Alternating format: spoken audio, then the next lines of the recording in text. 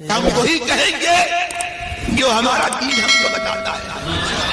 عمل کرو تو تمہارا بھلا ہے، نہیں کوئی عمل کرے تو نقصان ہمارا. بسم اللہ الرحمن الرحیم. نحمدک یا اللہ والصلاة والسلام علی رسول اللہ. اما بعد فاعوذ باللہ من الشیطان الرجیم. بسم اللہ الرحمن الرحیم.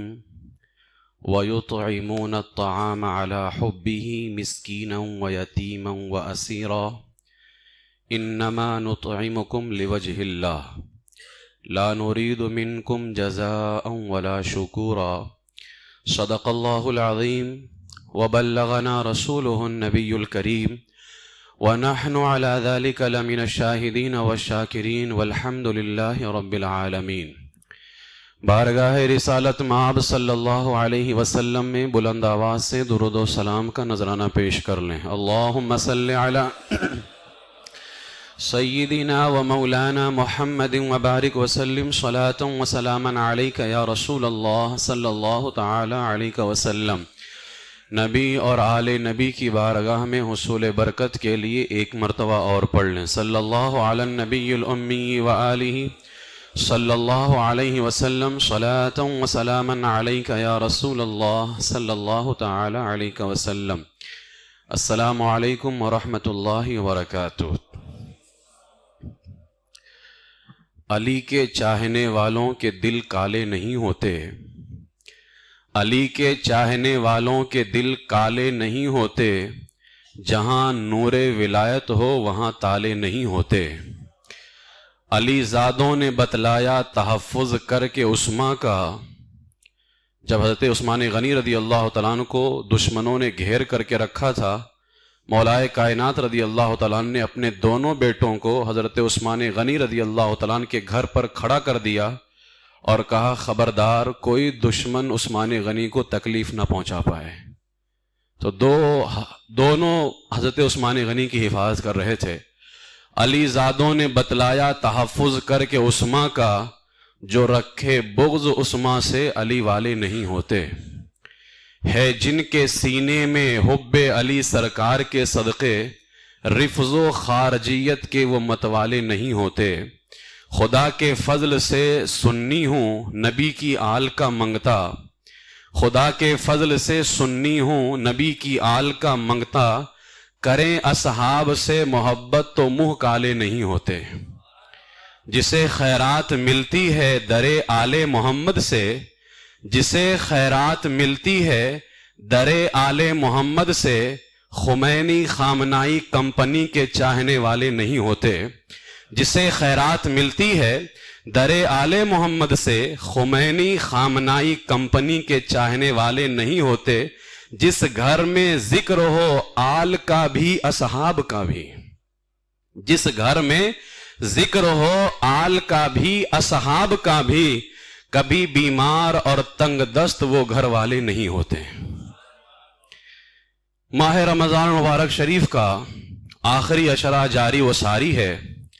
اللہ کرے اس ماہ رمضان کا، اس سال کا جو ماہ رمضان ہے وہ 30 کا ہو جائے، اور یوں ہمیں ایک روزہ اور ساتھ ساتھ رمضان میں ایک جمعہ اور نصیب ہو جائے گا.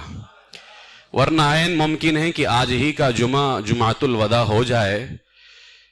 ماہ رمضان شریف کے چند دن ابھی باقی ہیں اور بہت جلد یہ مبارک گھڑیاں ختم ہو جائیں گی، اور ماہ رمضان ہمیں جدائی کا داغ دے کر کے رخصت ہو جائے گا. اس لیے ان مبارک لمحات کو میرے عزیزو غنیمت جانتے ہوئے خوب استغفار کرو، توبہ کرو، جتنا زیادہ ہو سکے نیکیاں کرو. پھر پتہ نہیں زندگی میں ماہ رمضان دوبارہ نصیب ہو یا نہ ہو، اس بات کی کوئی گارنٹی نہیں ہے. اس لیے اللہ سے دعا بھی کریں کہ اللہ تعالیٰ ان بچے ہوئے مقدس لمحات کو غنیمت جانتے ہوئے ہمیں زیادہ سے زیادہ نیکیوں کی توفیق عطا فرمائے. اس ماہ مبارک کی 21 تاریخ کو مسلمانوں کے چوتھے خلیفہ حضرت سیدنا مولا کائنات مولا علی مشکل کشا شیر خدا کرم اللہ تعالی وجہ الکریم کا یوم شہادت ہے. یہ واقعہ سن 40 ہجری کا ہے. اس سال کا ماہ رمضان مبارک مولا کائنات نے یوں گزارا کہ ایک افطار اپنے بیٹے امام حسن کے یہاں کرتے اور ایک افطار اپنے بیٹے امام حسین کے یہاں کرتے، اور ایک افطار کے لیے حضرت عبداللہ بن جعفر اپنے بڑے بھائی کے بیٹے حضرت عبداللہ کے یہاں تشریف لے جاتے، اور معمول یہ تھا کہ 3 لقموں سے زیادہ نہ امام حسن کے یہاں کھاتے، نہ امام حسین کے یہاں کھاتے، نہ حضرت عبداللہ کے یہاں کھاتے۔ افطار میں 3 لقموں سے زیادہ آپ نہیں فرق کھاتے، اور فرماتے مجھے یہ اچھا معلوم ہوتا ہے کہ اللہ سے ملاقات کے وقت میرا پیٹ خالی ہو۔ یہ جس رمضان میں حملہ ہوا، شہادت ہوئی ہے، اس رمضان کی بات ہے۔ فرماتے میں پسند کرتا ہوں کہ اللہ سے ملاقات کے وقت میرا پیٹ خالی ہو۔ شہادت کی رات تو یہ حالت رہی، یعنی جس رات آپ پر قاتلانہ حملہ ہوا اس رات تو یہ حالت رہی کہ بار بار مکان سے باہر تشریف لاتے، 17 رمضان یا 19 رمضان، بار بار مکان سے باہر تشریف لاتے اور آسمان کی طرف دیکھ کر میرے آقا مولا علی فرماتے اللہ کی قسم مجھے کوئی جھوٹی خبر نہیں دی گئی، یہ وہی رات ہے جس کا وعدہ کیا گیا ہے۔ اب وہ وعدہ کیا تھا وہ میرے آقا مولا علی رضی اللہ تعالیٰ عنہ جانتے تھے۔ 17 یا 19 رمضان کی صبح تھی، سحری کے وقت بیدار ہوئے، نماز فجر کا وقت ہوا، مسجد کی طرف روانہ ہوئے، راستے میں لوگوں کو نماز فجر کے لیے آوازیں دیتے ہوئے تشریف لے جا رہے تھے۔ اچانک ابن ملجم بدبخت نے آپ پر تلوار کا زوردار وار کیا، جس کی شدت سے حضرت مولا کائنات رضی اللہ تعالیٰ عنہ کی مبارک پیشانی وہ زخمی ہو گئی۔ اتنے میں چاروں طرف سے لوگ آئے اور ابن ملجم کو گرفتار بھی کر لیا۔ اس دردناک واقعے کے 2 دن بعد حضرت مولا کائنات رضی اللہ تعالیٰ عنہ 21 رمضان مبارک کو جام شہادت نوش فرما گئے۔ روایتوں میں آتا ہے کہ مولا کائنات رضی اللہ تعالیٰ عنہ کو جب زخمی کیا گیا، زخمی ہونے کی حالت میں بھی مولا کائنات نے اپنے قاتل کے ساتھ کس طرح سے حسن سلوک فرمایا ہے۔ روایتوں میں آتا ہے کہ آپ سے فرمایا گیا کہ ابن ملجم کو گرفتار کر لیا گیا، تو میرے آقا مولا علی نے فرمایا اس کے ساتھ اچھا سلوک کرنا، اس کے ساتھ اچھا سلوک کرنا، اس سے اچھی جگہ ٹھہرانا، اسے اچھا کھلانا پلانا۔ یہ وہی شخص ہے جس نے آپ پر حملہ کیا ہے۔ فرماتے اسے اچھا کھلانا پلانا، اس کے ساتھ اچھا سلوک کرنا۔ اگر میں زندہ رہا تو میری مرضی، میں اسے معاف کر دوں یا بدلہ لوں، اور اگر میں شہید ہو گیا تو اللہ کی بارگاہ میں اس سے بدلہ لوں گا، ابھی اسے کوئی تکلیف نہ دینا۔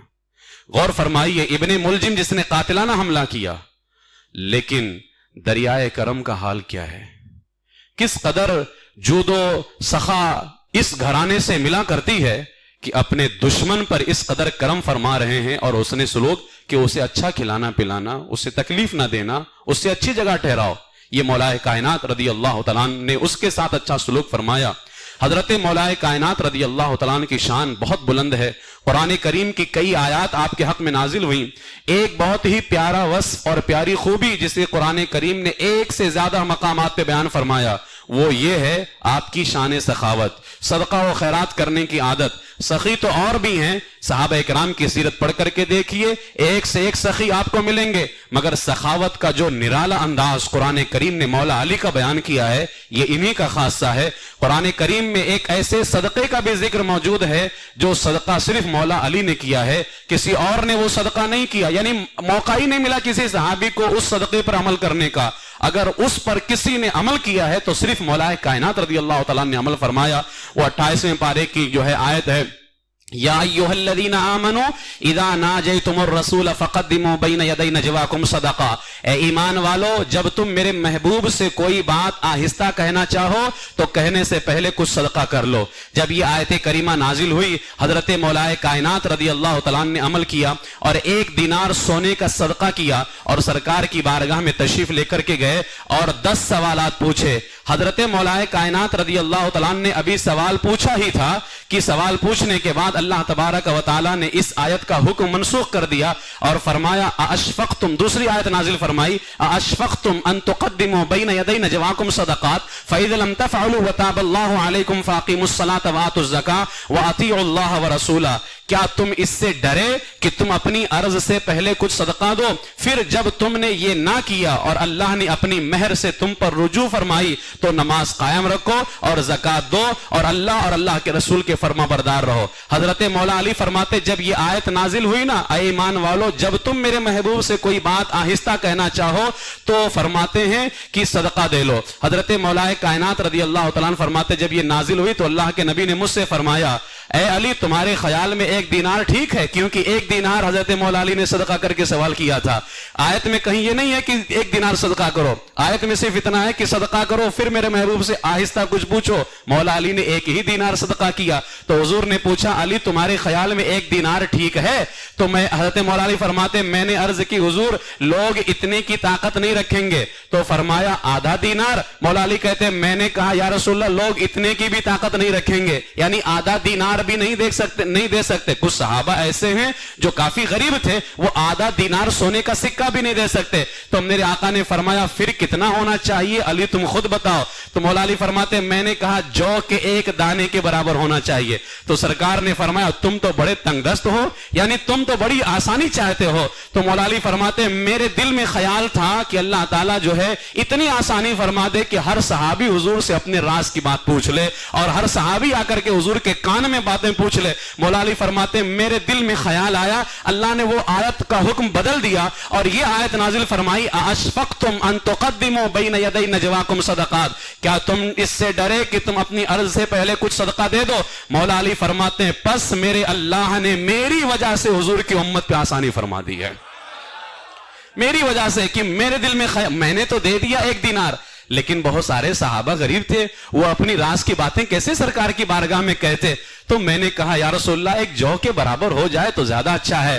تو پھر اللہ تبارک و تعالیٰ نے اس کا حکم بدل دیا۔ یہ مولا کائنات کی نرالی شان ہے، پوری امت میں مولا کائنات کو ایک ایسا صدقہ دینے کی سعادت حاصل ہے جو صدقہ کسی نے نہیں دیا ہے، اور وہ صدقہ صرف مولا کائنات نے دیا۔ یا علی المرتضی مولا علی مشکل کشا، آپ ہیں شیر خدا مولا علی مشکل کشا، پے کرے جود و سخا تو میں فقیر و بے نوا، تو ہے داتا میں گدا مولا علی مشکل کشا۔ اسی طریقے سے سورہ بقرہ کی آیت نمبر 274 میں بھی مولا کائنات کی ایک نرالی سخاوت کا بیان ہے۔ اللہ فرماتا ہے الذین ينفقون اموالهم باللیل والنہار سرا وعلانیہ فلہم اجرہم عند ربہم ولا خوف علیہم ولا ہم یحزنون، وہ جو اپنا مال خیرات کرتا ہے رات میں دن میں چھپ کر کے اور ظاہر کر کے، اس کا اجر ہے اس کے رب کے پاس، اور نہ اسے کوئی غم ہے نہ اندیشہ ہے نہ خوف ہے۔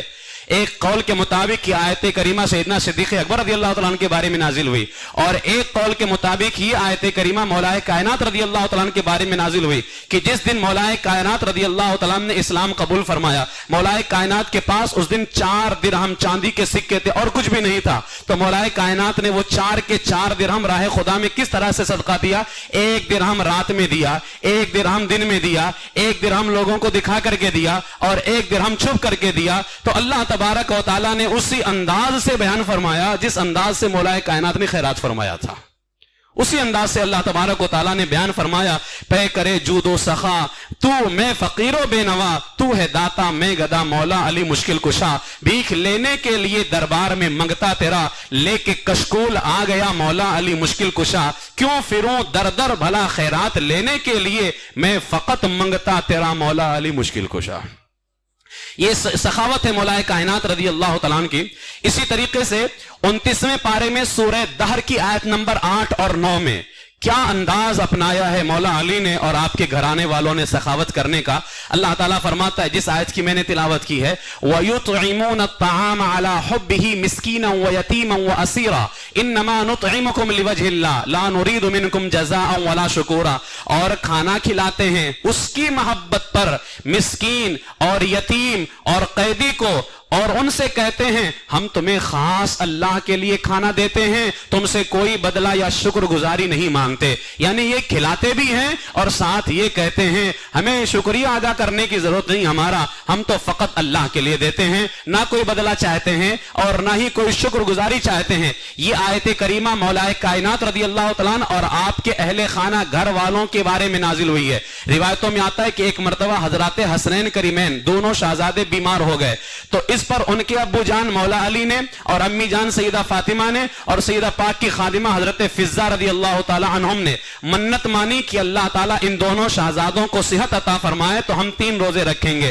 اللہ کا کرم ہو گیا کہ دونوں شہزادوں کو صحت نصیب ہو گئی۔ اب منت پوری کرنے کے لیے تینوں حضرات نے 3 روزے رکھے۔ مولا کائنات رضی اللہ تعالیٰ عنہ شیر خدا اس وقت 3 سا جو لے کر کے آئے، پہلا روزہ رکھا، گھر میں کچھ تھا نہیں، لے کر کے آئے، پہلا روزہ رکھا، افطار کے لیے 1 سا، 3 سا میں سے 1 سا یعنی تقریباً 4 کلو جو، 1 سا کہتے ہیں تقریباً 4 کلو جو، فرماتے تقریباً 4 کلو جو کی روٹیاں بنائی گئیں۔ افطار کا وقت ہوا، تینوں حضرات روزہ دار کے تینوں جو حضرات تھے یہ اپنے سامنے روٹیاں رکھ کر کے بیٹھے، افطار کا انتظار ہو رہا تھا۔ اندازہ لگائیں اس وقت تو بھوک بھی ہوگی، اس وقت تو خود انہیں بھی اس کی حاجت تھی، اب روٹیاں بن کر کے سامنے تیار ہیں، افطار کا انتظار ہو رہا ہے۔ دروازے پر ایک مسکین آیا، اس نے روٹی کا سوال کیا۔ اب سخیوں کا گھرانہ تھا، در پہ کوئی آئے اور خالی چلا جائے ایسا ہو نہیں سکتا تھا۔ مولا کائنات رضی اللہ تعالیٰ نے ساری روٹیاں اٹھا کر کے اس مسکین کے حوالے فرما دی اور خود تینوں حضرات نے پانی سے روزہ افطار کیا۔ اگلے دن پھر افطار کا وقت ہوا اور پھر اس کے بعد میں 1 سا تقریباً 4 کلو جو کی روٹیاں بنائی گئی، دسترخوان سج گیا، افطار کا انتظار ہو رہا ہے۔ آج دروازے پر ایک یتیم آیا، آج بھی کوئی اس در سے خالی جا نہیں سکتا۔ مولا کائنات رضی اللہ تعالیٰ نے دوسرے دن بھی ساری روٹیاں اٹھا کر کے اس یتیم کے حوالے کر دی اور خود تینوں حضرات نے پانی سے افطار کیا۔ تیسرا دن پھر آیا اور جو 1 سا بچ گیا تھا تقریباً 4 کلو، اس کی روٹیاں پھر بنائی گئی، دسترخوان پہ رکھا گیا۔ تیسرے دن پھر ایک سائل آیا مانگنے والا، تو جو وہ قیدی تھا، تو اب جو ہے جب وہ مانگنے آیا تو حضرت مولا کائنات رضی اللہ تعالیٰ عنہ کی سخاوت کا انداز دیکھیے۔ تیسرے دن بھی ان تینوں حضرات نے صبر کیا اور ساری روٹیاں سوالی کو عطا فرما کر کے تیسرے دن بھی تینوں حضرات نے خود پانی سے افطار کیا۔ اسی لیے کسی نے کہا بھوکے رہ کے خود اوروں کو کھلاتے تھے، کیسے صابر تھے محمد کے گھرانے والے۔ 3 دن تک کے جو ہے مانگنے والے آتے رہے اور مولا کائنات رضی اللہ تعالیٰ عنہ اور آپ کی بیوی حضرت فاطمہ الزہرا رضی اللہ تعالیٰ عنہ اور خادمہ حضرت فضہ رضی اللہ تعالیٰ عنہ، یہ تینوں حضرات پانی سے افطار کرتے ہیں۔ اندازہ لگائیے کیسی نرالی سخاوت ہے، کس قدر اہل بیت اطہار کا گھرانہ سخاوتوں پہ سخاوت کر رہا ہے۔ اللہ تعالیٰ کو ان کی یہ ادا اتنی پسند آئی، جس انداز سے صدقہ کیا تھا اللہ نے قرآن میں اسی انداز سے بیان فرمایا۔ پہلے دن جو ہے مسکین آیا تھا تو اللہ نے فرمایا وَيُطْعِمُونَ الطَّعَامَ عَلَى حُبِّهِ مِسْكِينًا، اور کھانا کھلاتے ہیں اللہ کی محبت میں مسکین کو۔ دوسرے دن یتیم آیا تھا تو آگے فرمایا وَيَتِيمًا، اور یتیموں کو کھانا کھلاتے ہیں۔ تیسرے دن قیدی آیا تھا تو تیسرے نمبر پر قیدی کا ذکر کیا۔ وَأَسِيرًا، پہلے ہے مسکین، پھر ہے یتیم اور پھر ہے قیدی اسیر۔ اللہ نے اسی انداز سے بیان فرمایا وَيُطْعِمُونَ الطَّعَامَ عَلَى حُبِّهِ مِسْكِينًا وَيَتِيمًا وَأَسِيرًا، یعنی میرے محبوب کا گھرانہ اتنا عظیم گھرانہ ہے کہ یہ مسکینوں کو کھلاتے ہیں، یتیموں کو کھلاتے ہیں اور قیدیوں کو کھلاتے ہیں۔ خود حضرت مولا کائنات رضی اللہ تعالیٰ عنہ اور آپ کے گھر والے پانی سے افطاری کرتے ہیں، لیکن جو کھانا بنا تھا آپ نے اسے مانگنے والوں کے حوالے کر دیا۔ میرے عزیزو یاد رکھ لیں، اس وقت تو خود حضرت مولا کائنات کو اور آپ کے گھر والوں کو ضرورت تھی، لیکن اب خود ضرورت ہوتے ہوئے اگر دوسروں پر قربان کر دیا جائے، اسی کو سخاوت کہتے ہیں۔ سخاوت یہ تھوڑی ہے کہ کھانا کھا کر کے پیٹ بھر لیا پھر جو بچا اسے غریبوں کو دے دیا، اسے سخاوت نہیں کہتے ہیں۔ سخاوت یہ ہے کہ خود ضرورت ہو اور پھر غریبوں میں تقسیم کر دیا جائے۔ یہاں تینوں حضرات نے تینوں دن پانی سے افطار کیا، لیکن مانگنے والوں کو اپنے در سے خالی نہ لوٹایا، مانگنے والوں کو اپنے در سے خالی نہ کیا۔ حضرت مولا کائنات رضی اللہ تعالیٰ نے اور آپ کے گھر والوں نے اس انداز کے ساتھ میں خیرات کیا اور پھر کہتے ہیں یہ ہم کھانا کس لیے کھلاتے ہیں؟ انما نطعمکم لوجہ اللہ لا نرید منکم جزاء ولا شکورا، ہم تمہیں خاص اللہ کے لیے کھانا دیتے ہیں، تم سے کوئی بدلہ یا شکر گزاری نہیں مانگتے ہیں۔ یعنی ہم نے یہ اخلاص کے ساتھ میں صدقہ کیا ہے، اللہ کی رضا کے لیے صدقہ کیا ہے۔ اس لیے میرے عزیزو یہ انداز ہے مولا کائنات رضی اللہ تعالیٰ عنہ کی سخاوت کا۔ اگر مولا کائنات رضی اللہ تعالیٰ عنہ کی اولادوں کی بات کی جائے تو اللہ اولادوں کے اندر بھی یہی طریقہ پایا جا رہا ہے، اور کس انداز سے آپ کی اولادیں سخاوت کرتی ہیں۔ امام حسن مجتبیٰ جن کے بارے میں میرے امام نے فرمایا سید الاسخیاء، وہ حسن مجتبیٰ سید الاسخیاء، راکب دوش عزت پہ لاکھوں سلام۔ امام حسن مجتبیٰ رضی اللہ تعالیٰ عنہ کی سخاوت کا یہ عالم تھا کہ آپ نے 2 بار اپنے گھر کا سارا مال اور 3 مرتبہ اپنے گھر کا آدھا مال اللہ کی راہ میں خرچ فرما دیا. اور امام حسن رضی اللہ تعالیٰ عنہ کے پہلو میں ایک مرتبہ بغل میں بیٹھ کر کے ایک آدمی جو ہے ایک بار اللہ پاک سے 10,000 درہم کا سوال کر رہا تھا, اے میرے مولا مجھے 10,000 درہم دے دے, 10,000 چاندی کے سکے. وہ بیٹھ کر کے اللہ سے مانگ رہا تھا. امام حسن مجتبی رضی اللہ تعالیٰ نے سنا, جیسے ہی آپ نے سنا اس حاجت مند کی یہ دعا سننے کے فوراً بعد آپ گھر تشریف لائے اور اس شخص کے لیے 10,000 درہم بھجوا دیا. اور آپ نے فرمایا جو میرے رب سے مانگ رہا ہو, حسن بھی اللہ کا بندہ ہے, لہٰذا حسن اس کی ضرورتوں کو پوری کرے گا. یعنی ایک ہی وقت میں 10,000 چاندی کے سکے دے دینا یہ کسی اور کے بس کی بات نہیں ہے. اگر شہزادہ علی کا ہو تو یہ کام ہو سکتا ہے, اگر گھرانہ نبی کا ہو تو یہ کام ہو سکتا ہے. پھر امام حسن مجتبی رضی اللہ تعالیٰ عنہ کے بارے میں آتا ہے, آپ کی خدمت میں ایک سائل نے حاضر ہو کر کے تحریری طور پر لیٹر میں لکھ کر کے اپنی درخواست پیش کی. آپ نے بغیر پڑھے فرمایا تمہاری ضرورت پوری کی جائے گی. تو عرض کیا گیا اے نواز رسول کم سے کم اس کی درخواست پڑھ کر کے اس کی ضرورت پوری کرتے. امام حسن نے فرمایا جب تک میں اس کی درخواست کو پڑھتا, اس کے پرچے کو میں پڑھتا رہتا, وہ میرے سامنے شرمندہ ہوتا رہتا. میں نہیں چاہتا کہ حسن کے سامنے کوئی شرمندہ ہو. کل قیامت کے دن اگر میرے رب نے پوچھ لیا حسن میرا بندہ آیا تھا تجھ سے مانگنے اور تو اس کو کھڑا کر کے شرمندہ کر رہا تھا, امام حسن فرماتے حسن اپنے رب کو کیا جواب دے گا, اس لیے میں نے اسے شرمندہ نہیں کرنا چاہا, بس وہ آیا مانگنے کے لیے. اللہ تعالیٰ نے حسن کو طاقت دی ہے اور حسن نے اس کی ضرورتوں کو پوری فرما دیا ہے. یہ انداز سخاوت ہے مولا کائنات رضی اللہ تعالیٰ عنہ کی اولادوں کا. آئیں ذرا اس شہزادے کی بات کریں جس نے کربلا میں اپنی گردن کٹا کر کے اسلام کے سر کو بچایا ہے.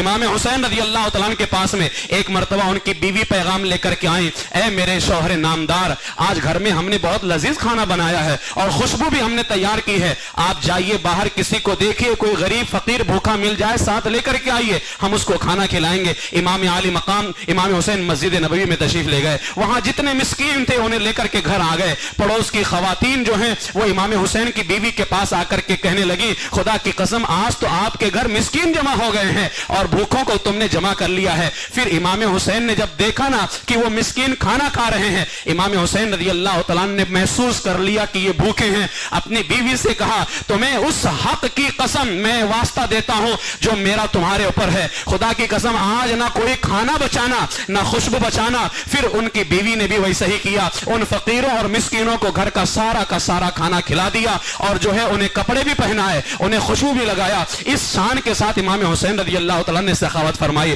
اور اسی طریقے سے ایک مرتبہ امام حسین رضی اللہ تعالیٰ کے عالی شان مکان پر ایک فقیر جو ہے گلیوں سے گزر رہا تھا, اس نے دروازے پر دستک دی اور اشعار کی صورت میں وہ فقیر کہنے لگا اے حسین جس نے آپ سے امید رکھی اور جس نے آپ کے دروازے پر دستک دی ہے وہ کبھی نا امید نہیں ہوا ہے. آپ صاحب جود و کرم ہیں, بلکہ آپ تو سخاوت کا سرچشمہ ہیں.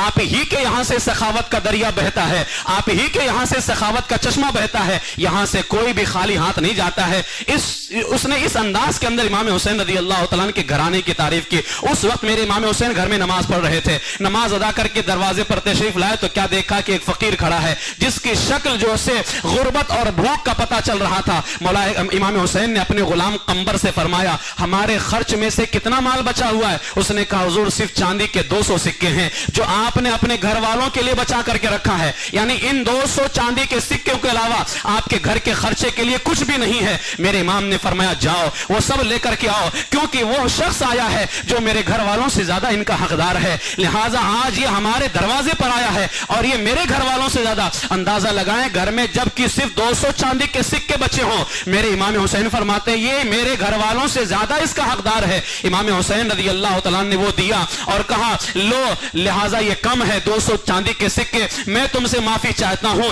اگر میرے پاس اس سے زیادہ ہوتا خدا کی قسم حسین تمہارے حوالے وہ بھی کر دیتا. بتائیں خود بھیک دیں اور خود کہیں منگتے کا بھلا ہو, یعنی دے بھی رہے ہیں ساتھ معافی بھی مانگتے ہیں. یہ گھرانہ کس کا ہے؟ یہ نبی کا گھرانہ ہے. یہ اولادیں کس کی ہیں؟ یہ شیر خدا کی اولادیں ہیں. جب دیتی ہیں اگر محسوس ہو کہ یہ کم ہے تو دینے کے بعد میں معافی بھی مانگتی ہیں اور کہتی ہیں کہ معاف کرنا, اگر ہمارے پاس اور ہوتے تو ہم تمہارے حوالے اور بھی کرتے. اللہ تعالی ہمیں بھی یہی سخاوت عطا کرنے کی توفیق عطا فرمائے. پھر آئیں ذرا دیکھیں کربلا کے میدان سے اسلام کے پرچم کو لے کر کے چلنے والی ذات امام زین العابدین رضی اللہ تعالیٰ. امام زین العابدین العابدین کی سخاوت کا کیا کہنا. امام زین العابدین کے حوالے سے آتا ہے جس طرح حضور علیہ الصلوۃ والسلام کی یہ عادت کریمہ تھی، جب بھی کسی نے سرکار سے مانگا ہے میرے آقا کی زبان پہ لا نہیں آیا، یعنی کبھی سرکار کی زبان پر نہیں کا لفظ آیا ہی نہیں ہے. جب کسی نے مانگا میرے آقا نے عطا فرمایا ہے. فرماتے ہیں یہی جو ہے صفت اللہ نے امام زین العابدین کو عطا فرمائی. کسی نے بھی امام زین العابدین سے مانگا تو کبھی امام زین العابدین نے لا نہیں کہا. میرے امام فرماتے ہیں واہ کیا جود و کرم ہے شہ بتہا تیرا، نہیں سنتا ہی نہیں مانگنے والا تیرا. اس انداز سے امام زین العابدین رضی اللہ تعالیٰ عنہ سخاوت فرماتے ہیں. روایتوں میں آتا ہے کہ ایک دن چند لوگ جو ہے جزام کوڑ کے مرض میں مبتلا تھے. لوگ انہیں دھتکار رہے تھے کہ ان کو کوڑ کا مرض لگا ہوا تھا. امام زین العابدین رضی اللہ تعالیٰ نے جب دیکھا کہ ان لوگوں کو لوگ دھتکار رہے ہیں، امام زین العابدین اپنے گھر لے کر کے آ گئے، ان کا خیال رکھا. اور آج بھی امام زین العابدین رضی اللہ تعالیٰ عنہ کے آستانے سے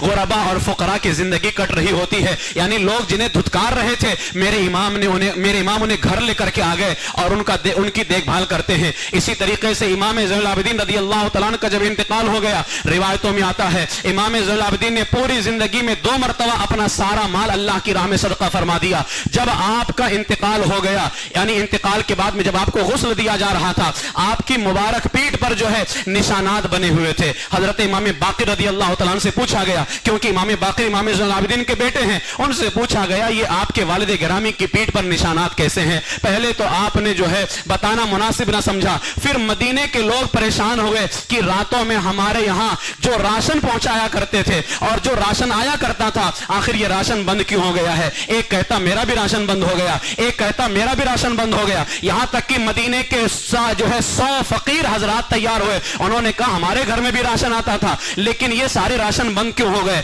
سب نے مل کر کے کہا آخر کس دن سے بند ہوا ہے؟ کہا کہ 18 محرم الحرام سے بند ہوا ہے. پھر کہا کہ آخر 18 محرم کو ایسا کیا ہوا کہ اس دن سے راشن آنا بند ہو گئے؟ جب مدینے کے ان 100 فقراء نے پتہ کیا کہ 18 محرم کو ایسا کیا ہوا تھا کہ ہمارے گھر میں راشن آنا بند ہو گیا، تب لوگوں نے بتایا 18 محرم الحرام کو امام زین العابدین کا جنازہ اٹھایا گیا تھا. اس وقت امام باقر رضی اللہ تعالیٰ عنہ نے فرمایا ہاں وہ جو تم نے پوچھا تھا کہ میرے باپ امام زین العابدین کی پیٹھ پر نشان کیسے ہیں، وہ میں بتانا نہیں چاہتا تھا کیونکہ میرے والد نے کبھی نہیں بتایا. راتوں کو مدینے کے فقیروں کے گھر میرے والد امام زین العابدین خود اپنی پیٹھ پر بوریاں لاد کر کے ان فقیروں کے یہاں راشن پہنچایا کرتے تھے. اور میں کہتا تھا کہ اے والد گرامی غلاموں سے کام لے لیں، خادموں سے کام لے لیں. تو امام زین العابدین کہتے تھے نہیں میرے بیٹے یہ میں نے کرنا ہے، اس لیے کہ اللہ کی بارگاہ کے اندر میں چاہتا ہوں جب میں جاؤں تو اللہ تعالیٰ فرمائے کہ یہ وہ زین العابدین ہے جو میرے بندوں کا خود خیال فرمایا کرتا تھا. اس انداز کے ساتھ امام زین العابدین رضی اللہ تعالیٰ عنہ سخاوت فرماتے ہیں. کسی نے ایک مرتبہ امام زین العابدین کو گالی دی. اب بتائیں گالی دینے والے کے ساتھ انسان کیا کرتا ہے؟ جب امام زین العابدین کو گالی دی تو امام زین العابدین نے اپنا مبارک کرتا اتارا اور 1000 درہم اور اپنا مبارک کرتا اس کے حوالے فرمایا. گالی دینے والے کے ساتھ یہ سخاوت کا انداز ہے کہ اپنا مبارک کرتا اللہ ہمیں مل جائے تو ساری دنیا کی قیمت بھی مل جائے تو ہم امام زین العابدین کا کرتا حوالے نہ کریں. اپنا کرتا اسے دیا اور 1000 چاندی کے سکے اس کے حوالے فرمایا. یہی حال امام زین العابدین کے بیٹے امام باقر کا ہے. یہی صفت اللہ تعالیٰ نے امام باقر رضی اللہ تعالیٰ عنہ کو عطا فرمائی. اور امام باقر کا حال یہ تھا، ایک مرتبہ امام باقر کی بارگاہ میں چڑیاں آئیں اور آنے کے بعد انہوں نے کچھ کہا تو امام باقر رضی اللہ تعالیٰ عنہ سے فرمایا گیا اے امام باقر آپ جانتے ہیں یہ کیا کہہ رہی ہیں؟ امام باقر نے فرمایا ہاں یہ میرے رب کی پاکی بیان کر رہی ہیں اور مجھ سے اپنے رزق کا سوال کر رہی ہیں. یعنی وہ علی کے شہزادوں کا در ہے جہاں انسان تو انسان ہے، پرندے اور جانور بھی آ کر کے خیرات حاصل کرتے ہیں. وہ چڑیاں امام باقر فرماتے یہ مجھ سے اپنے رزق کا سوال کر رہی ہیں. اے شہزادہ گان علی تم نے کس کو کھلایا ہے؟ آج پوری دنیا تمہارے دل سے پلتی ہے. وہ انسان ہو کہ جانور ہو، ہر کسی کو خیرات نبی کے اسی گھرانے سے مل رہا ہے، اسی گھرانے سے مل رہا ہے.